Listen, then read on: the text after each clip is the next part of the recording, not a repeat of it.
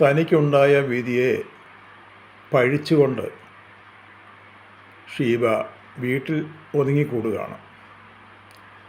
രാജകുമാരിയെപ്പോലെ കഴിഞ്ഞിരുന്ന ഷീബ ഇന്ന് മറ്റുള്ളവരുടെ വീടുകളിൽ പോയി അവർക്ക് ജോലികൾ ചെയ്തു കൊടുത്ത് അവിടുത്തെ വേല ചെയ്ത് അവരുടെ വിഴുപ്പലക്കി ഇന്ന് മക്കളെ വളർത്തുകയാണ്. രാജകുമാരിയെപ്പോലെ കഴിഞ്ഞിരുന്നതാണ് ഷീബ. ഒറ്റപ്ലാക്കിലെ തോമസിൻ്റെയും അന്നമ്മയുടെയും മകളാണ് ഷീബ. തോമസിനും അന്നമ്മയ്ക്കും 3 മക്കളാണ്. ഷീബയാണ് മൂത്തത്. അതിനിടെ 2 ആൺകുട്ടികളാണ്. ഷീബ പഠിക്കുവാൻ ബഹുമിടുക്കിയായിരുന്നു.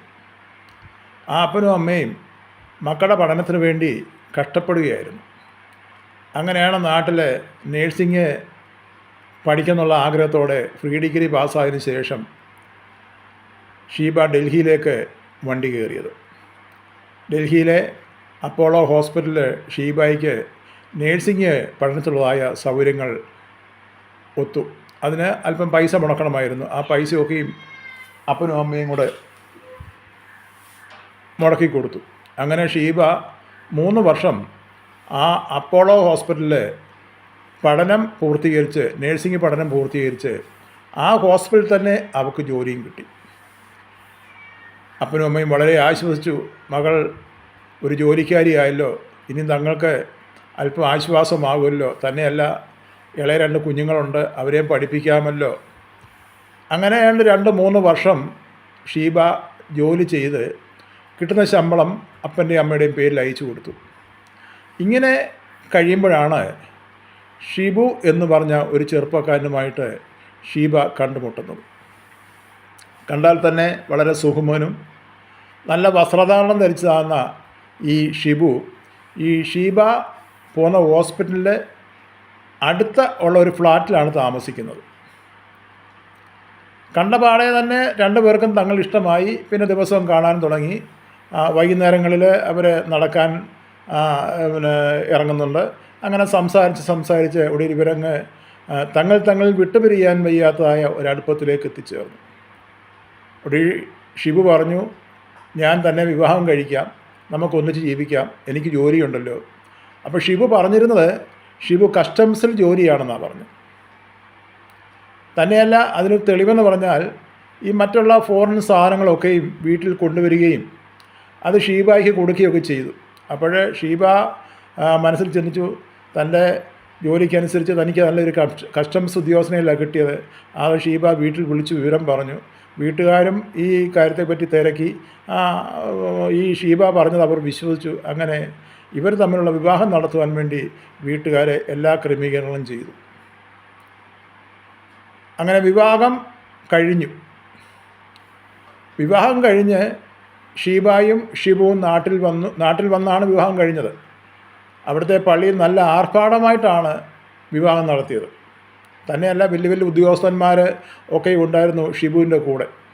എല്ലാം നല്ല പാൻറ്റും കോട്ടും സൂട്ടും ഒക്കെ ഇട്ട് കാറയിലൊക്കെയാണ് വന്നത്. അപ്പോൾ നാട്ടുകാർ തന്നെ പറഞ്ഞു, ഏതായാലും തോമസിൻ്റെ അന്നമ്മയുടെയും ആ അധ്വാനത്തിൻ്റെ അവർക്കൊരാശ്വാസമായല്ലോ, മകളെ നല്ല രീതിയിൽ കൂടി മകൾക്ക് നല്ലൊരു ജീവിതം കെട്ടിപ്പടുക്കാനുള്ള കാര്യങ്ങളൊക്കെ ആയല്ലോ, നല്ലൊരു ഭർത്താവിനെ കിട്ടിയല്ലോ എന്നൊക്കെയും ആ നാട്ടിലുള്ളവരൊക്കെയും പറഞ്ഞ് അവർക്കും വളരെ സന്തോഷമായി. കാരണം ഈ തോമസ് വളരെ കഷ്ടപ്പെടുന്ന മനുഷ്യനാണ്. കാരണം കഷ്ടപ്പെടുന്ന പറഞ്ഞാൽ കൃഷിയാണ്. മറ്റുള്ളവരുടെ പറമ്പുകൾ പാട്ടത്തിനെടുത്ത് അതിനകത്ത് കൃഷി ചെയ്താണ് ചെറിയൊരു വീടൊക്കെ വെച്ച് 10 സെൻറ്റ് സ്ഥലമേ ഉള്ളൂ. അങ്ങനെ പല മനക്കോട്ടകളും ഈ അപ്പനും അമ്മയൊക്കെയും കണക്ക് കൂട്ടി ഇളയ 2 കുഞ്ഞുങ്ങളെ പഠിപ്പിക്കണം, തങ്ങളുടെ ജീവിതത്തിൽ തങ്ങൾക്ക് ആശ്വാസമായിട്ട് ഈ മക്കളുണ്ടാകുമല്ലോ എന്നുള്ള കണക്കൂട്ടിലൊക്കെയാണ് ഇവരെ മുന്നോട്ട് പോയത്.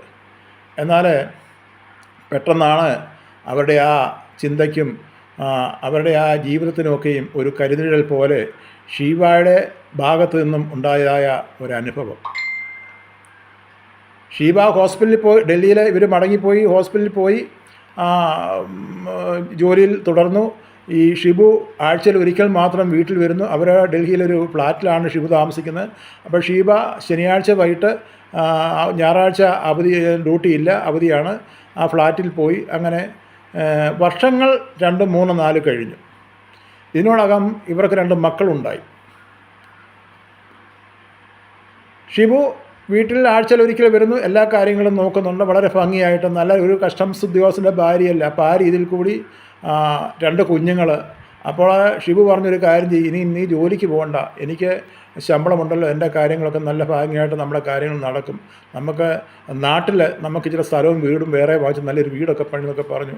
ഇതൊക്കെ ഈ ഷീബ വിശ്വസിച്ചു.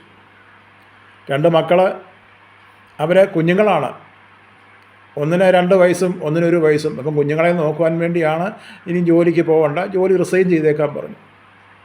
ഭർത്താവിൻ്റെ ആ വാക്ക് ഷീബ കേട്ടു. അങ്ങനെ ആ ജോലി അവൾ ഉപേക്ഷിച്ചു. അവൾ ആ വീട്ടിൽ കുഞ്ഞുങ്ങളെ നോക്കിയിരിക്കുവാൻ തുടങ്ങി. പെട്ടെന്നാണ് ഒരു ദിവസം 3-4 ഉദ്യോഗസ്ഥർ ആ വീട്ടിലേക്ക് കടന്നു വന്നു. ഈ ഷിബുവിനെക്കുറിച്ച് തിരക്കി.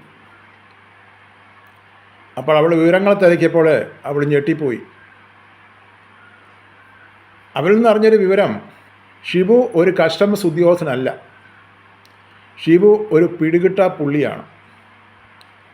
സ്മഗ്ലിങ്ങിൻ്റെ ഏജൻറ്റിൽ പെട്ട ഒരു വ്യക്തിയാണ് ഈ ഷിബു. പലവിധமான മോഷണങ്ങൾ, അന്താരാഷ്ട്ര സംഘടനയിൽപ്പെട്ട ആ കണ്ണിയിൽപ്പെട്ട ഒരു കണ്ണിയാണ് ഈ ഷിബു. അപ്പോൾ ഷിബുവിനെ തപ്പി ഇന്ന് പോലീസ് ഇന്ന് നടക്കുകയാണ്. ഇൻ്റർപോളിൽ തന്നെ ഷിബുവിനെക്കുറിച്ച് ചില രേഖകളൊക്കെ ഉണ്ട്. ഷീബ ആകപ്പാടെ ഞെട്ടിപ്പോയി. തൻ്റെ കണക്കുകളിലെല്ലാം തെറ്റിയല്ലോ. ഷീബയുടെ ജോലി പോയി. അങ്ങനെ 3-4 മാസം കൂടെ അവിടെ കഴിഞ്ഞു. പക്ഷേ വാടക കൊടുക്കാൻ പോലും നിവൃത്തിയില്ലാവുന്നു. കാരണം ഈ ഷിബുവിനെ ഇന്നേ വരെ കണ്ടിട്ടില്ലായിരുന്നു. ഷിബു അകത്തുണ്ടോ പുറത്താണോന്ന് ആർക്കും അറിയത്തില്ല. ഷീബ നാട്ടിൽ വന്ന് ആ കുഞ്ഞുങ്ങളുമായിട്ടിന്ന് 2 വർഷങ്ങളായിട്ട് ഇന്ന് നാട്ടിൽ കഴിയുകയാണ്. മൂത്ത കുഞ്ഞിന് ഇന്നുണ്ട് 12, 13, 15 വയസ്സുണ്ട്. ഇന്ന് മറ്റുള്ളവരുടേതായ വീടുകളിൽ പോയി അവരുടെ ജോലി ചെയ്ത് വിഴുപ്പലക്കി പാത്രം കഴുകി ആ കുഞ്ഞുങ്ങളെ വളർത്തുകയാണ്. തനിക്ക് വന്നതാണ് ദുരന്തം, തനിക്കുണ്ടായ താൻ വരുത്തി വെച്ചാണ്. തനിക്ക് ആരോടെയും പരാതിയില്ല. ആരോട് പരാതി പറയാനാണ്? താൻ മുഖാന്തരമുണ്ടായ കാര്യമാണ്. അന്ന് പലരും പറഞ്ഞതാണ് ഇത് വേണ്ട, ശരിക്കും അന്വേഷിക്കണം. പക്ഷേ വീട്ടുകാർ ഷീബ പറഞ്ഞത് മാത്രം വിശ്വസിച്ചു. ആ അനുഭവത്തിൽ കൂടെ ഷീബ ഇന്ന് വളരെ ദുഃഖത്തോടെ ഇന്ന് നാട്ടിൽ ചെയ്യാവുന്ന വീടുകളിലൊക്കെ ചെയ്ത് പണി ചെയ്ത് ഇന്ന് കുഞ്ഞുങ്ങളെ വളർത്തി ജീവിക്കുന്നു.